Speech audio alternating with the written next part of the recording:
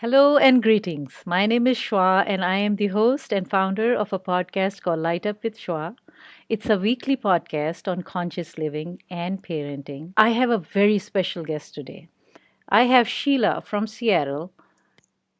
Hello, Sheila. Please, Hello, Shwa. please introduce Yes. yourself. So it's Sheila is my first name.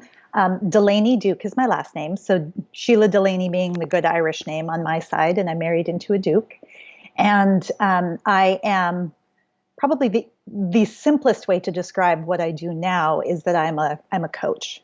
And so I am a coach that is very much about elevating the human experience. And so that is true for individuals, that's true for women, and I run women's programs to that end. But I also do it in organizations and corporations. So I do a lot of coaching with physicians, with the C suite in organizations. I do retreat facilitation and a lot of speaking on this subject. And it's really fun for me. The magic is really in being able to help people to access a broader range of their internal resources and help them to be amazed by their own resourcefulness, their own resilience. Um, it's so easy to forget. I think this world would have us forget who we are. And I say no. So Okay, I won't have it. that's interesting. I mean, I had Yeah. so many questions when you were talking about that, and I don't want to get into that yet because, Okay. how do you realize what you just said, and how do people think about that okay, why is the world limiting us and all that? So maybe that will come up later. Right. You're a parent. I am. Okay, and I you have two have. daughters, Okay. And 12 and 15. okay, so without going into your daughters, but we do know that when you are a parent, you have experienced since 15 years. What is your experience as a parent? Mm. It is the most profoundly, deeply soulful, humbling experience, Hmm. the most sacred initiation, the most profound mirror and reflection of my being in the world as I'm confronted with the ways that I parent what I would call well and also not well. Okay, so you do identify that. You Oh, recognize that. absolutely. Oh, Absolutely. okay, okay. You're not Yeah. a No. perfect parent? Oh, yeah. No. No? Okay. Is I there aspire. such a thing as perfect parent? No. Okay. My favorite joke has become I lost my Parent of the Year award again. Oh, And to date I've not received it. So, but it's a delight and a wonder and exhausting and exhilarating and traumatizing and empowering and enabling and destroying. It's all the things. I think there is, well, which is that's why I interesting. think of it as such a sacred initiation. Mm, That's nice. probably my favorite way of thinking of it Very for nice. them and for me. So there are times that you enjoy it, and there are times that are challenging, right? Yes. Okay. It's just Usually to. that has to do with a carpool. Ooh, okay. Okay. But yeah, no, no. Uh, was it a conscious decision to become a parent? Yeah, Or it was a very conscious decision. And it's interesting because my husband and I, when we were married 2 weeks before I started law school in Canada, actually in Calgary. And at that time, Shwa, it was interesting. I was so determined that I was going to do this big, successful woman legal track. And, I got the job at this super cool law firm that's multinational. And hmm. so I had a conversation with my husband before we were married. And I said, are you going to be okay if I decide I don't want to have kids?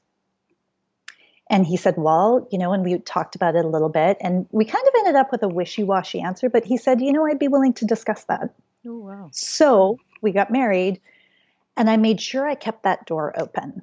That if I really got excited about what I was doing in my life, Hmm. that there might be other ways we could bless and be of service into the world if we didn't have kids. And we did wait. So I finished law school and then he did an MBA and we relocated to the States. And so it was a good 7 years. Well, it was about 5 years it came up again. And honestly, it made me laugh at myself prior because it was so just about me being non-committal. Like, Mm. as long as you're not locking me into a role of the typical wife with the typical kid, right? Okay. It was That's what you were afraid of. that's Yeah, exactly exactly. right. Mm. In my heart of hearts, I know I always wanted children. And so as we came back around, it was almost, he chuckled. I'm sure he knew this about me more than I had a line of sight to it. He's like, yeah, I'm good.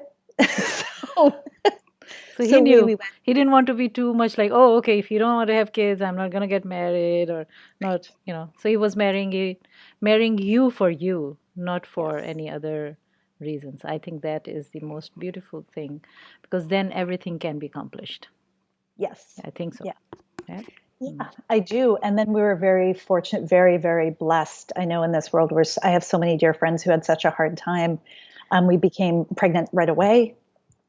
I Mm-hmm. loved being pregnant. Mm-hmm. It is probably my favorite time of my whole life. And so I felt like I was really developing this experience with this soul that I was going to have the privilege of being a steward of for a period of time. And so at the time, I had 13 months I was working in an organization while I was moving into coaching and opening my practice. Mm. And I would sing to her the whole 50-minute commute in my belly. And we would just So you commune. sing too? Are you a Oh, singer? no, Not no, that type of, no. not a professional singer, are you? Okay, okay, okay. Just singing to your child. Right. I stumble through singing for my children. Yes. Okay, that's And nice. and it was so fun to reconnect to that part of me. And then when she was 2, we decided to try for the second. And again, we were blessed to not struggle with that. And so it came very quickly. And my eldest, we were standing in line in a grocery line one day, and she doesn't so much talk to strangers. She's quite an introvert. And she turned around to the lady behind us and put her hand on my belly, and she said, "My mom has a baby Emily in her tummy." And I remember I was like, "Honey, it might not be a girl." And I'm having all these things. She's like, "Mom, it's a baby Emily." Oh, And wow. What a so confidence. it really was. And so when it came to it, Hmm, and we that's found out it interesting. was a girl, I trusted that she knew something we didn't. And so we named this second daughter Emily. And so our eldest feels this really special kinship to, I felt it very young by 3. She was so Hmm. excited that she had known the name before any of us. Oh, wow. So, And she knew what it was like. yes, Yeah, I mean, you hadn't, well, you found out later. Yeah, that's right, interesting. Very nice. exactly.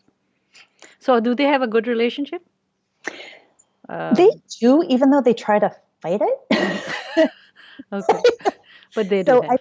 I feel that they're very good friends. Okay, that's And what's important. I mean, they have to have some. Of course, they're and so unique. They're both different, right? and they trigger each other. One is an elegant dancer. She's 15. She goes to part-time school because she's an apprentice at a dance company. Hmm. She's danced in St. Petersburg, What Russia. kind of dancing? She does ballet, Okay, particularly okay. classical ballet, but she does all the styles. So she does everything from flamenco to jazz to modern character theater. She does it all. Wow. And so she's very contained and Mm. poised and Mm. elegant. And my 12-year-old is our ferocious, we watched her in dance class, Hmm. and I felt like we'd trapped a gazelle in a shoebox. And so I hope she was they moving. don't mind when you're talking about them now like this. I hope not. No, this they wouldn't. Yes, I'm very careful about Okay, that. okay. And we all laughed. I thought this kid needs a wide open field. Ah, And so we moved her into soccer. And so she is she our like that? fierce, competitive, Oh, nice, aggressive, nice. athletic. Yeah. So she plays Hmm. high level soccer with a really wonderful team. And so this is the first year she's playing at a level where we're now traveling. So we're to California, we're to Texas, we're Hmm. to, so back to the things that make parenting hard, but Hmm. also deeply joyful. They've both found their thing. That's good. And That's important. it Hmm. is. And so they get to support each other, Hmm. but also get in each other's faces about it Hmm. in what I would say is a healthy way. Okay. Um, Yeah, that's as what's styles show important. up. Yeah, yeah. Uh, I have a question when you said that the thought came to you that you didn't want to be a parent, maybe. And Mhm. may I ask, Of course. why was that thought there? I believe that at that time, in my mid 20s, late 20s, I was sorting through what it means to be a feminist. Okay. I was sorting through what it means to be the daughter of an immigrant mother, because I'm half Korean. And so my mother didn't, and my grandmother, they came to Canada when my mother was, I want to say 16, 17 in there. And so she had me very, very young. They were married young, had me young. And I know, although she would never have uttered a word, it would have been interesting to see. My mom's a genius. Like, she is a math major. She's got such a sharp, fine mind and a beautiful sense of humor. And she's done a lot. She still works on boards, and she works a lot in refugee placement and travels all over doing this. Now, you mean now? Now, yes. Oh, wow. Okay. So there's this work she does in Canada around this. She went to The Hague for a conference on the movement of refugee populations. She's brilliant. And there are small things she said over time that caused me to really wonder, what is it to be a woman and to be a fierce woman? Because I already knew I had a lot of fire that just came with me. And so I wanted the option. So when I was in that place of, what if I don't want to have kids? It was about preserving my right to choose. Okay. Nice. I think above all else, Yeah. it was Yeah. probably Yeah. that. Yeah. It just came. No, I mean, as you know, we haven't prepared about anything of. Yeah. So you are actually a Canadian from nationality point of view? Yes. Yes, I Okay. am. So So Canadian born and can raised. we compare America and Canada? With That, now that it's the question is now whether to compare the leadership or or the country, or leave one or the other. right. It's it's your That's choice. a whole other podcast. Yes, exactly. I'm Yes. just teasing because I don't want to get into that, because Right. North America, we are in North North America. America. Yes, But I it's a am very beautiful. glad to have been raised in the Canadian Okay, Rockies. That's what okay, I will say. okay, okay. It was a beautiful way to grow up, Mm, especially as a white passing biracial girl and mm. woman in the communities we What grew does up this in. mean? Can you explain for a person who doesn't understand these terms, like passing Oh, by? yeah, Like, what does it sure. really mean? So, white passing just means that as I walk down the street, I carry the privilege of my whiteness every place that I go. And I can forget about it, but nobody else does. And so occasionally what happens, because I am half Korean, and I was actually raised more Korean actually than the Irish or the Caucasian side of my family, Mm-hmm. because my Halmini, my Korean grandmother, was a really important figure in our lives. And she always lived very close to us, and she would come, and we'd spend weekends with her. Just, she was wonderful. And so to be white passing and to walk through meant that I was privy to conversations people would not have, I am confident people would never have around me if they knew that I was biracial, Ah. if they knew that I was half Because they Asian. couldn't tell that you were Asian or half Asian, No, right? No, I mean, the I Irish is only could tell. I could tell Irish. I could tell right. that I had that feeling, but I was. People wouldn't know. And Hmm. so, particularly because I did my undergraduate degree in Southern Louisiana, Mm-hmm. Oh, which was a huge eye opener to go to the deep South yes. as a Canadian, white passing, biracial, who grew up in an English second language area. There were so many immigrants around us in where I went to my elementary school. To go to this place where there was such a split. It was so white and black. And I was so confused. I thought I had stepped into a novel, and sometimes it felt like a trick. It was a very strange experience. But what I would see down there was how clear this hierarchy was, where in Canada, it was still true. I mean, I still carried a white privilege. In the southern states, it was shockingly different. And so people would have conversations about, oh, those poor biracial kids, they're never going to know who they are and nobody's going to accept them. And, I'd engage in the conversation. I'd try to stay curious. That was I'd say if I had a soul journey down there, it was how to stay open to the human behind the words as they're going through their journeys. And we would eventually get to the place where I would drop the card and say, well, as a biracial woman who has seen how the Korean side of my family can be treated, where they might go into a hotel and look for a hotel room and there's none available, but I would go in and suddenly there's a room available, right? To have So you such a have first, experienced that. yeah, yeah, Wow. I have. Um, and then also on the flip side, to see the respect for the elders, where we would go to my grandmother's church, and she would get out of the car, and without even thinking about it, my brother would move to one side of her, I would move to the other, and she would take our arms. And as we would walk towards the church, she was such a matriarch. Yes. The sidewalk would part, Yes. and people would bow. That's very cultural. That's very Very cultural cultural. in Asian, East Asian. Yes, Yes. it was beautiful. Yes. So I'd have that. So I had these very Oh, unique, distinct experiences, um, which I'm so grateful for, Shwa. I'm so yes. grateful to have a complex set of lenses through which to look at the world.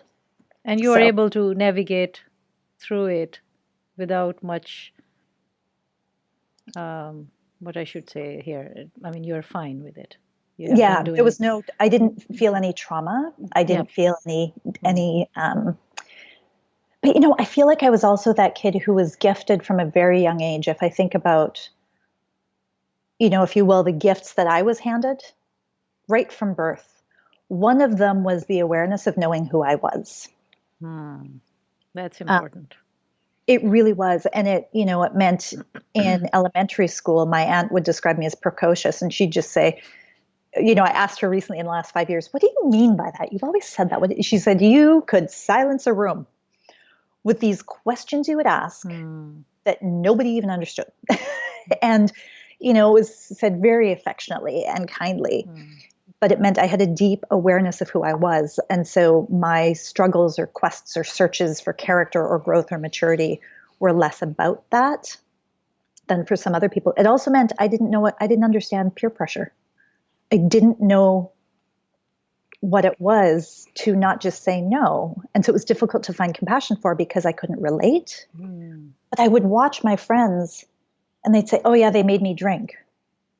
And it just was so confounding I'm like, they can't make you drink. You lift the glass.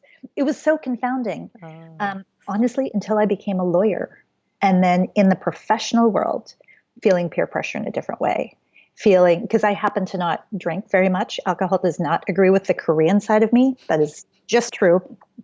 And people would actually say things like, well, in business, we can't trust people we can't drink with. And suddenly I was like, oh, wait, what does this mean?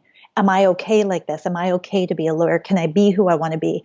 It ignited all of my feminist buttons going, well, is this an old boys club then? Are we dealing with a patriarchy? Hmm. But that's truly the first time I felt the disruptive undercurrent of something akin to peer pressure. And I was 30. So different. Interesting question. So, do you think, and thank you for all that, what you said, really. It was like, would like to ponder on that actually. Don't want to go into all the questions. So, because these Right. are the things, these are deep things, and one has to really feel it, and understand, and that's the learning. Anyways, um, so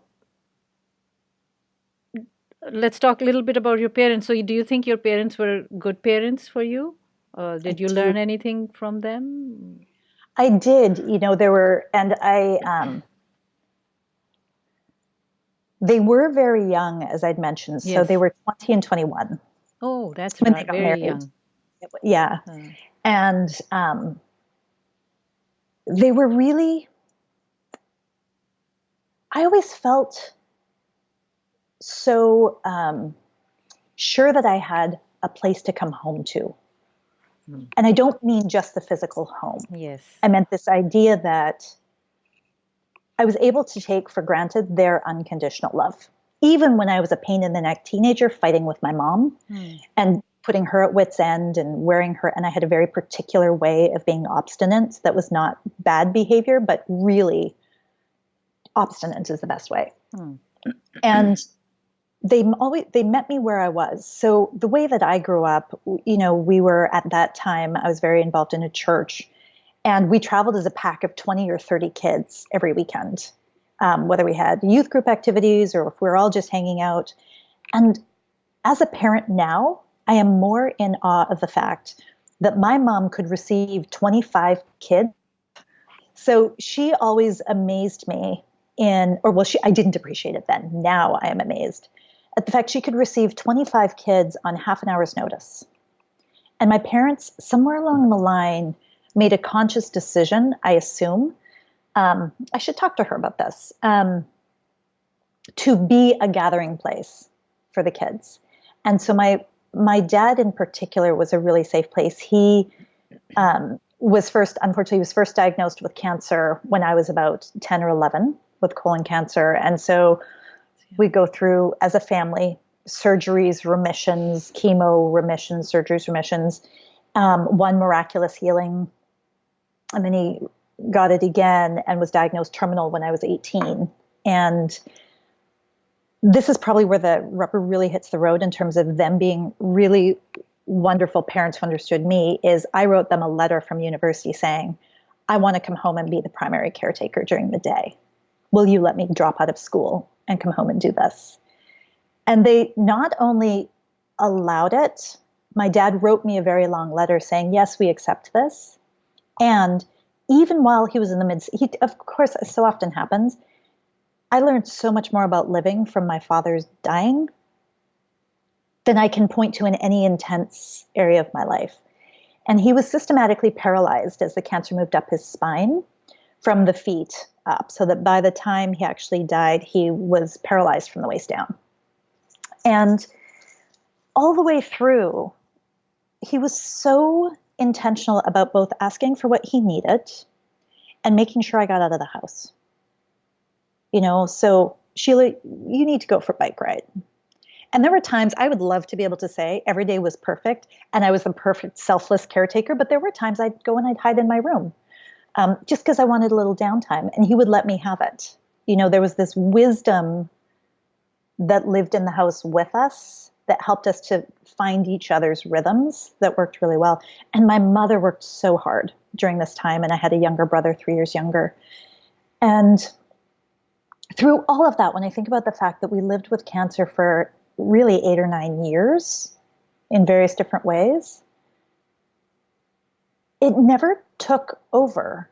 They never allowed the cancer to take over. I still sometimes think of cancer as our 5th family member, but my parents never let it take over. It was very much, we were allowed to be self-indulgent, self-focused, normal teenage kids as far as my parents were concerned. Although really what I know is we both modified our behavior because there was cancer. We were thoughtful, fundamentally kind kids. But yeah, there was so much expansiveness. There was so much, my dad I was always a writer, and my dad was always interested in what I had to write. My mom was always very logical and analytical. And I remember when I thought about going to Louisiana after my dad died, I wanted to go really far away and have the opportunity to heal. But close enough, they still spoke English. And so Louisiana kind of hit the mix. I had a really good friend down there. And so I thought I would just go. And my mom I had to build a business plan. And so there were flip charts, and there was a budget, and there was, all those kinds of things. So there was a lot. Yeah. Wow. That's a long answer. Amazing parents. They really, they were. My dad was a wonderful gift, and my mom continues to show me what it means to be a fierce, fiery woman. And you took it well. Thank you. I hope that I continue to. Yes, that's very nice. So it means you felt safe, and I don't even have to ask all that because you just covered it. All of it. I did. And I was a quirky kid. I had some gifts of perception that were out of the box.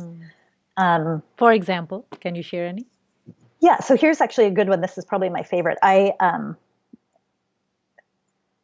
When I was a little kid, I remember there was always this man at my window, which sounds like the start of a really creepy story, but it's not. And it wasn't until I was probably maybe 7 or 8, it suddenly struck me. It wasn't weird that there was a man at my window every night. Mm-hmm. It wasn't weird that I could see him through my curtains, whether my curtains were open or closed. What was weird is that I was on the 2nd floor and I didn't understand what he was standing on.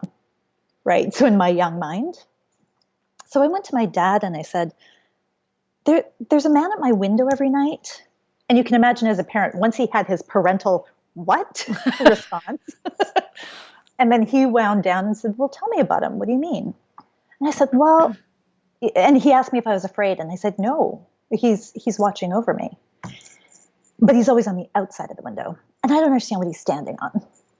And so my dad had me describe him. And so I'm describing what I can see, the physical features. And my dad finished the description for me. And he said, oh, is he wearing a red hat? And I said, he is. And my dad said, oh, he used to visit me too as a kid. And we just went, oh, cool. Wow. And he didn't make a big deal out of it. It wasn't a huge deal. He didn't dismiss it. He didn't make me crazy and say, oh, there's nobody at your window. Look, let's open the curtain. See, there's nobody. He didn't make it do that. It was so spacious and permission giving. And so when I would have prophetic dreams or things like that, he was always a safe place to go with that, because I understand now that he had some of that himself. And it didn't happen all the time, but Right. But again, as parents dealing with that unknown, nobody went to she's hallucinating. Nobody went to she's crazy. Nobody went to any of those places. But see, so that if he experienced, it's good that he could acknowledge that and give you space and all. But this is a good lesson for parents that you're saying that, let's say one of the parents or whoever didn't experience something like that, and their child comes and does or says something like this, what you were just saying, can be of a different kind of a story or whatever. How to um, how would you say, not react to it, but Right. listen to it and listen to the story, or listen to your child and let it be and not overreact. Because what do you think that can cause if you just dismiss it or say, oh, see, there's nothing? Is that a good idea to do that? Because sometimes children do get scared, or depends on if Yeah, they're scared or not scared. Is that the right. differentiation? For Differentiation? me, that would be the differentiator. Okay. I would say because he checked and he knew I wasn't afraid, I'm so grateful he approached it the way he did. If he had gone in, and frankly, my mom, who's really open, might have been confused and might have gone to, let's open the curtains, let's look, do you see? So they never And did that. no, never, Oh, not one time, oh, not interesting. one time. And I think the effect would have been, Shwa, I think it's so important that we be able to trust our own faculties. And I don't mean just our five senses. I mean the subtle senses as well. And to have undermined that at such a young age would have created a split or division, I believe, that is as big as a soul split from body, right? In terms of, what do I trust? What do I lean into? And if I can't trust that knowing that is mysterious, and I'm sure lots of people will listen to this and think, that's a crazy lunatic story. And and that's my offering. I'm not attached to being believed, because my parents gave me so much space to remember I have nothing to prove. Okay. I don't have to defend it Amazing. Very rigorously. nice. I don't have to make other people believe it, because their journeys are their own. Mine is my own. Perfect. Yeah, That's very nice. that was the upside. Very Yeah. nice. I really think you have on your website, is it Khalil Gibran talking about Yes. children? Yes. That is such a meaningful description for me, because I have never, ever felt that my children are an extension of me. That was my next question, and you just figured it Oh, out. See, you are reading my mind. Oh my God, there is something. Oh, I'm not supposed to react. I have to be like Sheila's dad. Okay. Well, but sometimes it's fun to be filled with the wonder of it too, right? As long as you're not freaking out. But I do think they are not. They are these beautiful souls that I have been entrusted with to steward. And would I give my life for my children? Absolutely. Would I give in an urgent situation? Would I give, anything? Yes and no. If they were an extension of me, I think I would have attachments to a good mom looks like, the one who's completely selfless, never gets upset, never loses her cool, never deals with depression. I've dealt with depression. But because they are extensions of me, and I have this deep this marrow deep trust that I am part of their journey, that I am